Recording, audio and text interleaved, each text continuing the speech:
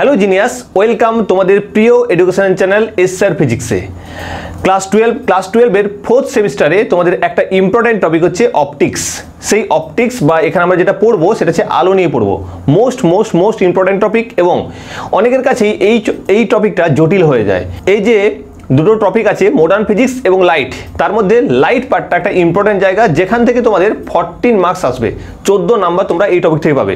So প্রতিটি জায়গা important, প্রতিটি চ্যাপ্টার ইম্পর্টেন্ট। আমরা ইন ডিটেলসে এই চ্যাপ্টারগুলো একের পর এক স্টাডি করব। প্রত্যেকেই ক্লাসটা মন দিয়ে করবে, অবশ্যই খাতা পেন নিয়ে বসবে, যা পড়াবো সেগুলোকে ইন ডিটেলস লিখে নেবে। একেবারে কনসেপ্ট ক্লিয়ার করে আমরা ক্লাস করব, প্রথম থেকে শেষ পর্যন্ত প্রত্যেকে ক্লাসটা করো। ওকে, চলো লেটস স্টার্ট। দেখো, ক্লাস 12-এ তোমাদের যে লাইট চ্যাপ্টারটা আছে বা অপটিক্স যেটা আছে, সেই অপটিক্সটা পড়ার আগে যে চ্যাপ্টারগুলো আছে সেগুলো আমরা একটু দেখে নেব এবং একটা প্রপার প্ল্যান বানিয়ে নেব, যাতে আমরা ইজিলি প্রত্যেকটা চ্যাপ্টারকে কভার করতে পারি, কোনো জায়গায় মিস না হয়ে যায় এবং ইন ডিটেলসে কনসেপ্ট ক্লিয়ার করতে পারি, যাতে আমরা যে কোনো প্রশ্ন এখান থেকে আসুক না কেন সেই প্রশ্নগুলো তোমরা ইজিলি সলিউশন করতে পারো এবং এখান থেকে যে সমস্ত নিউমেরিক্যালসগুলো আসবে সেগুলো আমরা ক্লিয়ার করে নেব। এই ক্লাসটা আমরা এমনভাবে করব যাতে আমরা যেই নিটের প্রশ্নগুলোকে ইজিলি সলভ করতে পারবো। চলো আমরা একটু দেখে নিই যে এই যে টপিকটাতে কী কী অ্যাকচুয়ালি আমরা পড়বো। প্রথমে যেটা আমরা পড়বো সেটা হচ্ছে আলোর প্রতিফলন সম্পর্কে। এই আলোর প্রতিফলনটা তোমরা ক্লাস 10-এ পড়েছিলে, তার সাথে অনেকাংশে মিল আছে। শুধুমাত্র এক্সট্রা যেটুকু পাবে সেটা হচ্ছে সমতল দর্পণটা পাবে, আর 1/f = 1/v + 1/u, এই যে প্রতিবিম্বের যে দূরত্ব সংক্রান্ত যে জিনিসগুলো, এইগুলো তোমরা এখানে এক্সট্রা একটু পাবে। সেকেন্ড যেটা আমরা পড়বো সেটা হচ্ছে আলোর প্রতিসরণ। এটাও তোমরা ক্লাস 10-এ পড়েছিলে। তো তোমরা একটু চাইলে ক্লাস 10-এর যে বইটা আছে একবার রিডিং করে নিতে পারো, তাহলে তোমাদের বুঝতে সুবিধা হবে। কারণ তখন পড়েছিলে তখন একটু হালকা জটিল লেগেছিল, কিন্তু এখন যদি তুমি সেই বইটা দেখো এখন তোমার কাছে সেটা অনেকটা ইজি বলে মনে হবে। একবার যদি হালকা রিডিং করে নাও তাহলে তোমাদের এই টপিকগুলো ইজিলি তোমরা বুঝতে পারবে। নেক্সট যেটা আমরা পড়বো সেটা হচ্ছে বিচ্ছুরণ।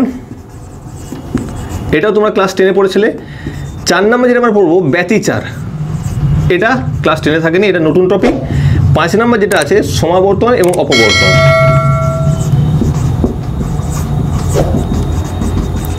আমার সাথে সাথে প্রত্যেকে নোট বানিয়ে নেবে, যা যা পড়াচ্ছি প্রতিটি প্ল্যান, প্রতিটি টপিক সব কিছু বানিয়ে নেবে। ওকে, দেখো এই যে 5টা টপিক আমরা ইন ডিটেলসে পড়বো: আলোর প্রতিফলন, আলোর প্রতিসরণ, বিচ্ছুরণ, ব্যতিচার, সমাবর্তন এবং অপবর্তন। এই যে 5টা টপিক, এখান থেকে তোমাদের 14 মার্কস আসবে পরীক্ষাতে। 14 মার্কস তোমাদের পরীক্ষায় আসবে। 5 মার্কসের একটা প্রশ্ন আসবে, 3 মার্কসের একটা প্রশ্ন আসবে এবং বাকি আসবে 2 মার্কসের।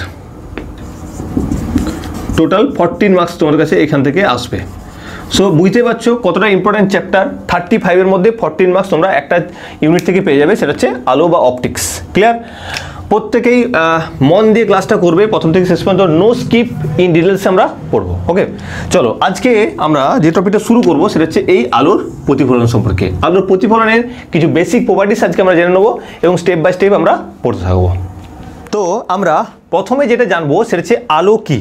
তাহলে প্রথম টপিক আজকে আমাদের আলো কি, হোয়াট ইজ লাইট। তাহলে প্রথম যেটা জানবো সেটা হচ্ছে আলো কি। তাহলে আলো জিনিসটা কি না, আলো হলো এক প্রকার তড়িৎচুম্বকীয় তরঙ্গ। কি বলছি না, আলো হলো এক প্রকার তড়িৎচুম্বকীয় তরঙ্গ যা তরঙ্গের আকারে বিস্তার লাভ করে এবং আমাদের দর্শনের অনুভূতি সৃষ্টি করে, আমাদের চোখে দর্শনের অনুভূতি সৃষ্টি করে। তাহলে কি বললাম? তাহলে দেখো আলো কি না, আলো হলো এক প্রকার তড়িৎচুম্বকীয় তরঙ্গ। খুব ইম্পর্টেন্ট জিনিস, আলো হলো এক প্রকার তড়িৎচুম্বকীয় তরঙ্গ, ইলেকট্রোম্যাগনেটিক ওয়েভ। আলো হলো কি না, আলো হলো এক প্রকার তড়িৎচুম্বকীয় তরঙ্গ। যে পয়েন্টগুলো বলছি এগুলো একেবারে মাথায় ঢুকিয়ে নেবে, এখানেই পড়াটা রেডি করতে হবে। ওকে, তাহলে কি বললাম না, আলো হলো এক প্রকার তড়িৎচুম্বকীয় তরঙ্গ, যেটা কি হয় না, যেটা তরঙ্গের আকারে বিস্তার লাভ করে। তরঙ্গ তোমরা আগের ক্লাসে পড়েছো, ওয়েভ, যা তরঙ্গের আকারে বিস্তার লাভ করে এবং যেটা সবথেকে বেশি ইম্পর্টেন্ট পয়েন্ট, আমাদের চোখে দর্শনের অনুভূতি সৃষ্টি করে। আমাদের চোখে কি করে না, দর্শনের অনুভূতি সৃষ্টি করে। দর্শনের অনুভূতি মানে কি, যার সাহায্যে আমরা দেখতে পাই, এটাকে আমরা বলবো দর্শনের অনুভূতি। মানে আলো আছে বলেই কিন্তু আমরা দেখতে পাচ্ছি। ক্লিয়ার? তাহলে কি হচ্ছে না, আলো হলো এক প্রকার তড়িৎচুম্বকীয় তরঙ্গ। আলো হলো এক প্রকার তড়িৎচুম্বকীয় তরঙ্গ যেটা তরঙ্গের আকার বিস্তার লাভ করে এবং আমাদের চোখে দর্শনের অনুভূতি সৃষ্টি করে। এটা একটা কমপ্লিট সংজ্ঞা আমরা বলতে পারি আলোর। এরপরে আমরা জানবো অপটিক্যাল মিডিয়াম সম্পর্কে, অর্থাৎ আলোক মাধ্যম। তাহলে অপটিক্যাল মিডিয়াম, তাহলে আলোক মাধ্যম জিনিসটা কি না, যার মধ্য দিয়ে আলো যেতে পারে সেটাকে আমরা বলবো অপটিক্যাল মিডিয়াম বা আলোক মাধ্যম। কি বললাম না, যার মধ্য দিয়ে আলো যেতে পারে। তাহলে যার মধ্য দিয়ে আলো যেতে পারে, যার মধ্য দিয়ে আলো চলাচল করতে পারে সেটাকে আমরা বলবো অপটিক্যাল মিডিয়াম বা আলোকীয় মাধ্যম। ক্লিয়ার? এই যে আলোকীয় মাধ্যমের কথা আমরা বললাম, এই আলোকীয় মাধ্যম হচ্ছে 3 প্রকারের। কি কি না, 1 নাম্বার, 2 নাম্বার এবং হচ্ছে 3 নাম্বার। কি কি না, 1 নম্বরে যেটা আছে সেটা হচ্ছে স্বচ্ছ মাধ্যম বা ট্রান্সপারেন্ট মিডিয়াম। নেক্সট হচ্ছে অস্বচ্ছ মাধ্যম বা ওপাকিউ মিডিয়াম। নেক্সট হচ্ছে ঈষৎ স্বচ্ছ মাধ্যম, ট্রান্সলুসেন্ট মিডিয়াম। তাহলে 3 ধরনের মিডিয়াম আমরা দেখতে পাচ্ছি। কি কি না, একটা হচ্ছে স্বচ্ছ মাধ্যম বা ট্রান্সপারেন্ট মিডিয়াম, একটা হচ্ছে অস্বচ্ছ মাধ্যম বা ওপাকিউ মিডিয়াম এবং একটা ঈষৎ মাধ্যম বা ট্রান্সলুসেন্ট মিডিয়াম। তাহলে এই 3 ধরনের মিডিয়াম আমরা দেখতে পাচ্ছি। কি বললাম না, অপটিক্যাল মিডিয়াম জিনিসটা কি না, যার মধ্য দিয়ে আলো যেতে পারবে। কি বললাম, যার মধ্য দিয়ে আলো যেতে পারবে সেটাকে আমরা বলবো কি না আলোকীয় মাধ্যম। 3 প্রকারে বললাম, একটা হচ্ছে স্বচ্ছ মাধ্যম, একটা হচ্ছে অস্বচ্ছ মাধ্যম, একটা হচ্ছে ঈষৎ স্বচ্ছ মাধ্যম। 3 প্রকার। কি কি, একটা স্বচ্ছ মাধ্যম, একটা হচ্ছে অস্বচ্ছ মাধ্যম আর একটা হচ্ছে ঈষৎ স্বচ্ছ মাধ্যম। ক্লিয়ার? তাহলে যার মধ্যে দিয়ে আলো যেতে পারবে সেটাকে আমরা বলবো কি না, সেটাকে বলবো অপটিক্যাল মিডিয়াম বা আলোকীয় মাধ্যম। তাহলে এখানে আমরা জানবো যে স্বচ্ছ মাধ্যম জিনিসটা কি। স্বচ্ছ মাধ্যম জিনিসটা কি, দেখো স্বচ্ছ এই কথার মানে বুঝতে পারছো। স্বচ্ছ মানে কি না, যার মধ্য দিয়ে বা যে মাধ্যমের মধ্য দিয়ে আলো সহজেই চলাচল করতে পারবে তাদেরকে আমরা বলবো স্বচ্ছ মাধ্যম। তাহলে স্বচ্ছ মাধ্যম কোনগুলো না, যে মাধ্যমের মধ্য দিয়ে আলো সহজেই চলাচল করতে পারবে তাকে আমরা বলবো স্বচ্ছ মাধ্যম। যে মাধ্যমের মধ্য দিয়ে আলো সহজেই চলাচল করতে পারবে, এই ওয়ার্ডটা বলতেই হবে যে সহজেই চলাচল করতে পারবে তাকে আমরা কি বলবো, তাকে আমরা বলবো স্বচ্ছ মাধ্যম। যেমন উদাহরণ কি হবে না, উদাহরণ হিসেবে আমরা বলতে পারি যেমন হচ্ছে বায়ু মাধ্যমে আলো সহজেই চলাচল করতে পারে, কাঁচের মধ্যে যেতে পারে, স্বচ্ছ জলের মধ্যে দিয়েও যেতে পারে। তাহলে এইগুলোকে কি বলবো, এগুলো হচ্ছে আমাদের স্বচ্ছ মাধ্যম। নেক্সট হচ্ছে অস্বচ্ছ মাধ্যম। কোনগুলো, অস্বচ্ছ মাধ্যম। তাহলে অস্বচ্ছ মাধ্যম কথার সাহায্যে বুঝতে পারছো যে যাদের মধ্য দিয়ে আলো চলাচল করতে পারবে না। তাহলে কি বলবো না, যে মাধ্যমের মধ্য দিয়ে আলো চলাচল করতে পারে না, যে মাধ্যমের মধ্য দিয়ে আলো চলাচল করতে পারে না তাকে আমরা বলবো কি অস্বচ্ছ মাধ্যম। যেমন কি হবে, যেমন ইট, পাথর, দেওয়াল, তাই তো, এগুলো সব হচ্ছে অস্বচ্ছ মাধ্যম হিসেবে ব্যবহার হবে। কি বলছি না, যে মাধ্যমের মধ্য দিয়ে আলো চলাচল করতে পারে না তাদেরকে আমরা বলবো অস্বচ্ছ মাধ্যম। তোমরা দেখেছো যে একটা রুমে লাইট জ্বলছে, তার পাশের রুমটাতে যদি জানলা দরজা বন্ধ থাকে তাহলে সেক্ষেত্রে কোনো কিছুই দেখা যায় না। তাহলে আলো তো এখানে জ্বলছে, আলো তো এখানে উৎস আছে, তাহলে সেটা ওই দিকে যেতে পারছে না। কেন যেতে পারছে না, কারণ মাঝে দেওয়াল আছে এবং সেই দেওয়ালটা আলোর একটা অস্বচ্ছ মাধ্যম যার মধ্য দিয়ে আলো পেরোতে পারছে না। কিন্তু যদি কাঁচ থেকে থাকে, যেমন দেখো তোমরা এখানে দেখতে পাচ্ছ যে কাঁচ আছে, তাহলে ওই দিক থেকে হচ্ছে ইজিলি আলো কিন্তু আরেকটা জায়গায় চলে আসছে। আলোর সোর্স কিন্তু একটাই, বাইরের সোর্স আছে কিন্তু কাঁচের মধ্য দিয়ে আসতে পারছে। তাহলে সেক্ষেত্রে কাঁচ হচ্ছে একটা স্বচ্ছ মাধ্যম হিসেবে ব্যবহার হচ্ছে। আর যদি অন্য কোনো দেওয়াল থেকে থাকে, যদি প্লাই দেওয়া থাকে, তাহলে সেটা কি হবে না, সেটা হচ্ছে একটা অস্বচ্ছ মাধ্যম হিসেবে ব্যবহার হবে। ক্লিয়ার? আরেকটা জিনিস আছে সেটা হচ্ছে ঈষৎ স্বচ্ছ মাধ্যম। তাহলে ঈষৎ স্বচ্ছ মাধ্যম মানে কি, তাহলে ঈষৎ স্বচ্ছ কথার সাহায্যে বুঝতে পারছো ঈষৎ কথাটা মানে কি, ঈষৎ কথা মানে হচ্ছে কম, আর স্বচ্ছ মানে কি মানে কম স্বচ্ছ। তাহলে ঈষৎ স্বচ্ছ মাধ্যম কোনগুলো না, যার মধ্য দিয়ে বা যে মাধ্যমের মধ্য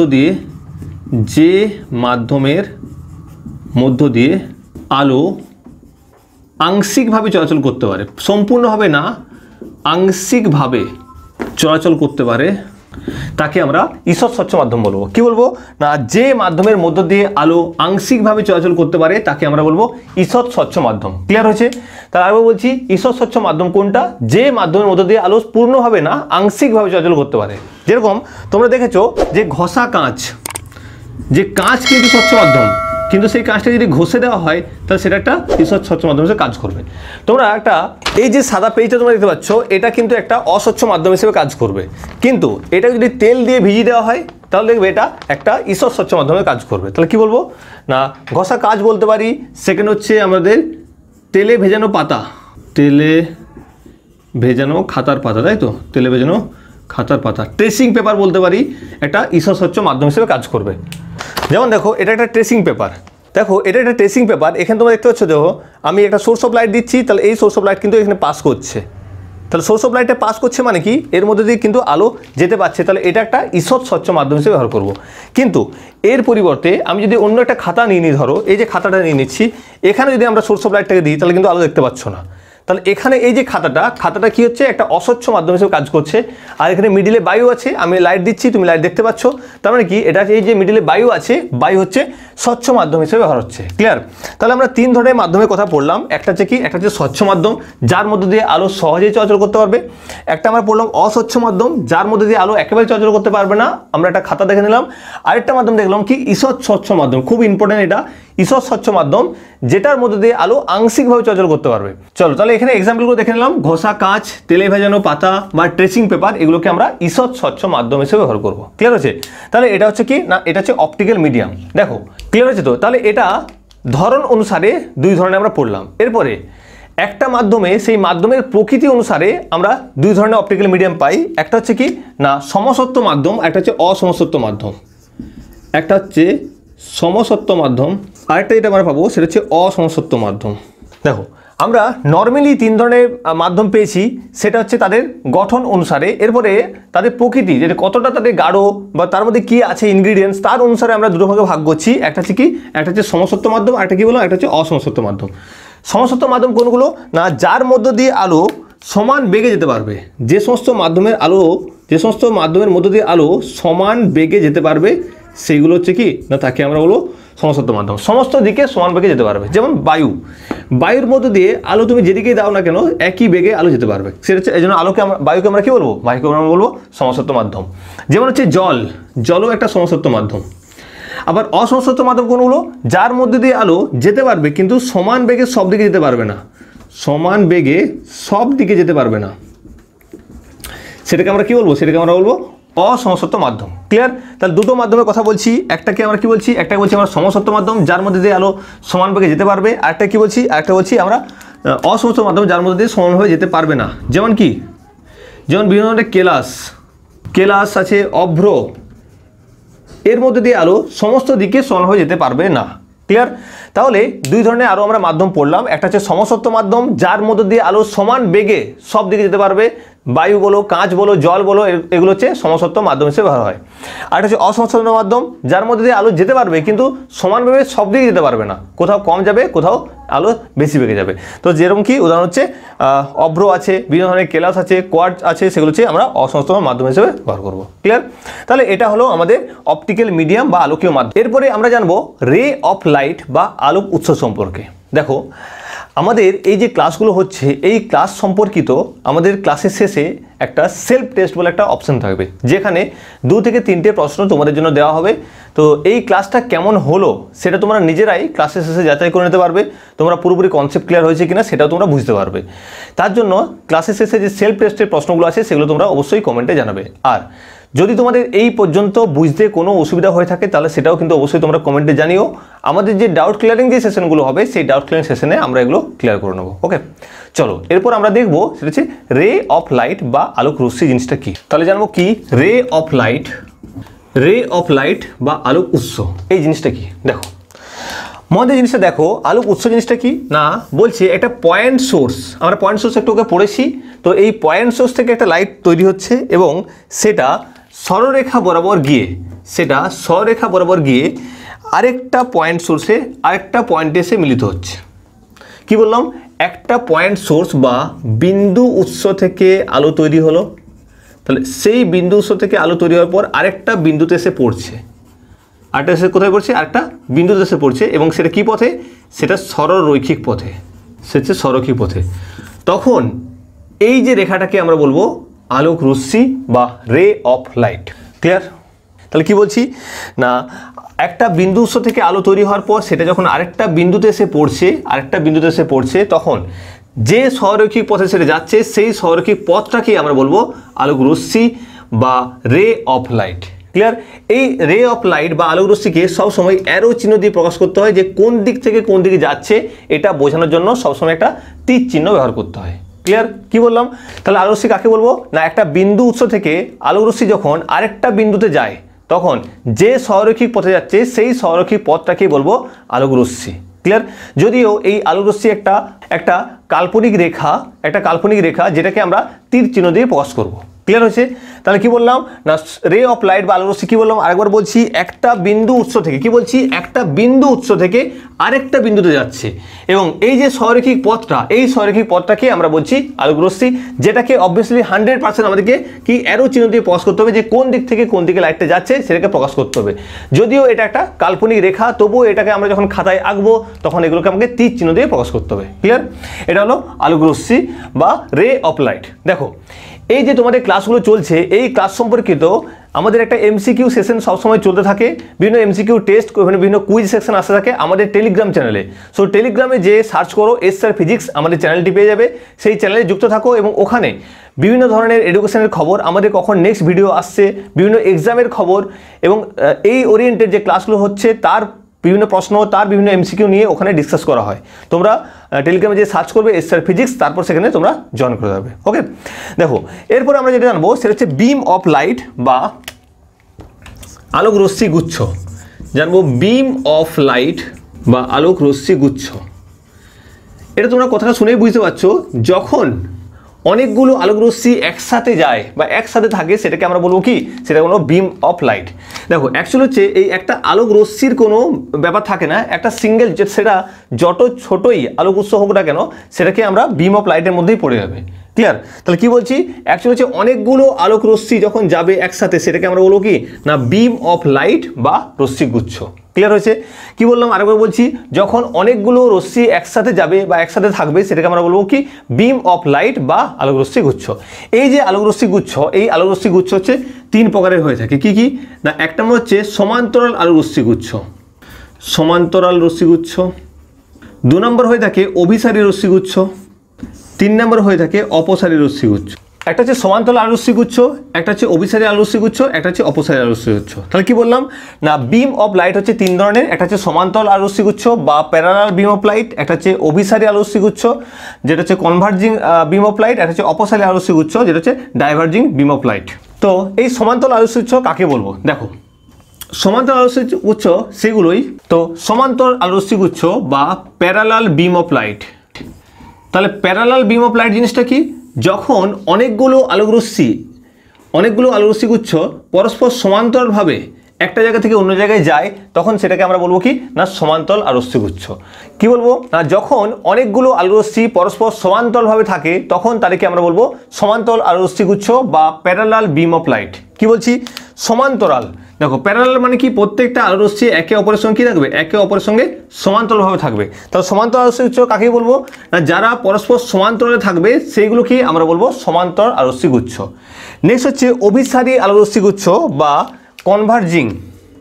বিম of light converging beam of light তাহলে কনভার্জিং বিম অফ লাইট মানে কি দেখো অভিসারী আলোক রশ্মি গুচ্ছ বলছে অনেকগুলো আলোক রশ্মি গুচ্ছ এসে যদি একটা বিন্দুতে মিলিত হয় তখন সেটাকে আমরা বলবো কি না কনভার্জিং বিম অফ লাইট তাহলে এখানে একটা আলোক রশ্মি আসছে না অনেকগুলো আলোক রশ্মি আসছে 1 2 3 4 এরা এসে কি করছে না একটা পয়েন্টে মিলিত হচ্ছে এই যে ধরনের আলোক রশ্মি গুচ্ছগুলোকে আমরা বলবো কনভার্জিং বিম অফ লাইট বা অভিসারী আলোক রশ্মি গুচ্ছ আরেকটা আছে সেটা হচ্ছে diverging beam of light diverging beam of light তাহলে ডাইভার্জিং বিম অফ লাইট মানে কি ডাইভার্ট হয়ে যাবে তোমরা বুঝতে পারছো একটা বিন্দু থেকে অন্য বিন্দুতে ছড়িয়ে পড়া তাহলে একটা বিন্দু ছিল এখান থেকে বিভিন্ন জায়গায় ছড়িয়ে পড়ছে বিভিন্ন জায়গাতে ছড়িয়ে পড়ছে মানে একটা বিন্দু থেকে যখন অনেকগুলো আলোক রশ্মি গুচ্ছ বিভিন্ন জায়গায় ছড়িয়ে পড়বে সেটাকে আমরা বলবো কি অপসারী আলোক রশ্মি গুচ্ছ বা ডাইভার্জিং বিম অফ লাইট যেটা আমরা টর্চের ক্ষেত্রে দেখি টর্চ জ্বালি বিভিন্ন জায়গার মধ্যে আলো ছড়িয়ে পড়ে তাহলে সেটাকে আমরা কি বলবো সেটাকে আমরা বলবো অপসারী আলোক রশ্মি গুচ্ছ তাহলে টর্চের যে আলো যদি অপরীক্ষায় অপশন আসে যে টর্চের আলো কি ধরনের আলোক রশ্মি গুচ্ছ অভিসারী অপসারী সমান্তরাল না কোনোটিই নয় তাহলে কি হবে না এটা হচ্ছে অপসারী কারণ টর্চ কি হয় না একটা জায়গা থেকে চারদিকে ছড়িয়ে পড়ে ক্লিয়ার হয়েছে তো তাহলে এটা হচ্ছে কি না ডাইভার্জিং বিম অফ লাইট বা অপসারী আলোক রশ্মি গুচ্ছ ক্লিয়ার তাহলে আজকের যে সেশন এই সেশনে আমরা লাস্টে দেখলাম আমরা বিম অফ লাইট বা আলোক রশ্মি সম্পর্কে দেখলাম তাহলে বিম অফ লাইট বা আলোক রশ্মি জিনিসটা কি না একটা বিন্দু থেকে শুরু হবে এবং আরেকটা বিন্দুতে এসে যেটা পড়বে এই যে পথটা এই পথটাকেই আমরা বলবো কি না আলোরশ্মি বলবো। যে পথটাকে সাধারণত কি হয় না সাধারণত এটা সরৈখিক পথ হয়ে থাকে। নেক্সট যেটা জানবো সেটা হচ্ছে বিম অফ লাইট বা রশ্মিগুচ্ছ সম্পর্কে জানবো। প্রথম হচ্ছে রে অফ লাইট, তারপর হচ্ছে বিম অফ লাইট। বিম অফ লাইটটা মানে কি, যেখানে অনেকগুলো রশ্মি একসাথে থাকবে সেটাকে আমরা বলবো কি না বিম অফ লাইট বা রশ্মিগুচ্ছ। সেটা তিন ধরনের হয়ে থাকে, একটা সমান্তরাল, একটা হচ্ছে অভিসারী, একটা হচ্ছে অপসারী। সমান্তরাল মানে কি, প্রতিটি আলো একে অপরের সঙ্গে প্রতিটি আলোক রশ্মি একে অপরের সঙ্গে সমান্তরালভাবে থাকবে, সেটাকে আমরা বলবো সমান্তরাল আলো রশ্মিগুচ্ছ। নেক্সট হচ্ছে অভিসারী আলো রশ্মিগুচ্ছ জিনিসটা কি না একটা বিন্দুতে এসে মিলিত হচ্ছে, অনেকগুলো আলো এসে করে কি হচ্ছে না একটা বিন্দুতে এসে মিলিত হচ্ছে বা সেটা হচ্ছে কনভার্জিং হচ্ছে, তাহলে সেটাকে আমরা কি বলবো, সেটাকে বলবো আমরা অভিসারী আলো রশ্মিগুচ্ছ। আরেকটা হচ্ছে অপসারী আলো রশ্মিগুচ্ছ। জিনিসটা কিরকম না একটা বিন্দু থেকে চারিদিকে ছড়িয়ে পড়ছে যে সমস্ত আলো রশ্মিগুচ্ছ তাদেরকে আমরা বলবো কি অপসারী আলো রশ্মিগুচ্ছ। ক্লিয়ার? সাধারণত অসীম থেকে যে সমস্ত আলো রশ্মি আসে সেটাকে আমরা কি বলবো না সেটাকে আমরা সমান্তরাল আলো রশ্মিগুচ্ছ বলতে পারি। অসীম থেকে যে সমস্ত আলো রশ্মি আসে সেটা হচ্ছে আমরা সমান্তরাল আলো রশ্মিগুচ্ছ হিসেবে ধরে নিতে পারি। আর আলোর প্রতিসরণের পর উত্তর লেন্সে তোমরা দেখেছো আতশকাচ বা উত্তর লেন্সের ক্ষেত্রে যখন অনেকগুলো রশ্মি আসে তখন একটা বিন্দুতে মিলিত হয়। আমরা অনেক সময় দেখবে চেষ্টা করেছি আতশকাচ নিয়ে কোনো একটা দেশলাই কাঠিতে আগুন ধরাবার চেষ্টা করেছি, সেটা মানে কি অনেকগুলো সমান্তরাল রশ্মি আসছিল সেগুলোকে একটা জায়গায় মিলিত করা, তাহলে সেটাকে আমরা বলবো কি অভিসারী আলো রশ্মিগুচ্ছ। এটাকে আমরা অনেক সময় ট্রাই করেছি। নিশ্চয়ই বোঝা গেছে? ক্লিয়ার হয়েছে? তো তাহলে এই পর্যন্ত ক্লিয়ার হয়েছে। এরপরে আমরা দু একটা ইনফরমেশন নিয়ে নেবো, তারপরে ক্লাসটা শেষ করব। দেখো আলোর ক্ষেত্রে বলি, তাহলে আলো যেটা কি হয় না আলো আমাদের দেখতে সাহায্য করে, আলো দেখতে সাহায্য করে, যে কোনো বস্তুকে আমাদের দেখতে সাহায্য করে, কিন্তু আলো নিজে হচ্ছে ইনভিজিবল। নিজে আলো হচ্ছে ইনভিজিবল মানে আলোকে দেখা যায় না, আলোকে খালি চোখে দেখা যায় না। যে আলো আমাদের দেখতে সাহায্য করে তাকে বলা হয় দৃশ্যমান আলো রশ্মি, তার তরঙ্গ দৈর্ঘ্য হয় 4000 অ্যাংস্ট্রম থেকে 7000 অ্যাংস্ট্রমের মধ্যে। 4000 অ্যাংস্ট্রম থেকে 7000 অ্যাংস্ট্রমের মধ্যে।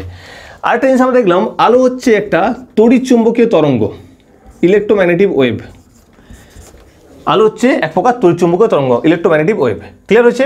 তাহলে আলো সম্পর্কে এই চারটা পয়েন্ট খুব ইম্পর্টেন্ট। আলো যে কোনো বস্তুকে দেখতে সাহায্য করে, আলো কিন্তু নিজে ইনভিজিবল। যে আলো আমাদের দেখতে সাহায্য করে সেটাকে বলা হয় দৃশ্যমান আলো রশ্মি, যার তরঙ্গ দৈর্ঘ্য হয় সাধারণত 4000 অ্যাংস্ট্রম থেকে 8000 অ্যাংস্ট্রমের মধ্যে, এবং আলো হচ্ছে এক ধরনের তড়িৎচুম্বকীয় তরঙ্গ। ক্লিয়ার? তাহলে আলোর আজকের যে ক্লাস, এই ক্লাসে আমরা বেসিক ধারণাটা জেনে নিলাম যে আলো জিনিসটা কি, আলোক মাধ্যম কি, আলোক উৎস কি, এই সম্পর্কে আমরা ইন ডিটেলসে জেনে নিলাম। ক্লিয়ার হয়েছে? আশা করি প্রত্যেকের কনসেপ্ট ক্লিয়ার হয়েছে। আমরা এইভাবেই প্রতিটা জায়গাকে স্টেপ বাই স্টেপ পড়বো, প্রতিটি জায়গায় আমরা 100% কনসেপ্ট ক্লিয়ার করব। এখানেও তোমাদের যদি কোনো ডাউট থেকে থাকে তাহলে সেটা তোমরা অবশ্যই নিচে কমেন্ট বক্সে জানিও, বা আমাদের যে হোয়াটসঅ্যাপ নাম্বার দেখতে পাচ্ছ সেই হোয়াটসঅ্যাপ নাম্বারও তোমরা জানাতে পারো। আমাদের টিম তোমাদের সাথে কন্ট্যাক্ট করবে, যে প্রবলেমগুলো হবে আমাদের ডাউট ক্লিয়ারিং যে সেশন হবে সেখানে আমরা ক্লিয়ার করে নেবো। ওকে, তো আজকের এই ক্লাস কেমন লাগলো সেটা তোমরা অবশ্যই কমেন্টে জানিও। আশা করব তোমাদের এইভাবেই আরও ভালো ভালো কন্টেন্ট তোমাদের দেওয়ার, তোমাদের কাছে তুলে ধরার, যাতে তোমাদের সায়েন্সটা আরও অনেকটা সহজ হয়ে যায়। দেখা হবে পরের ক্লাসে, সাথে থেকো। জয় হিন্দ, জয় ভারত।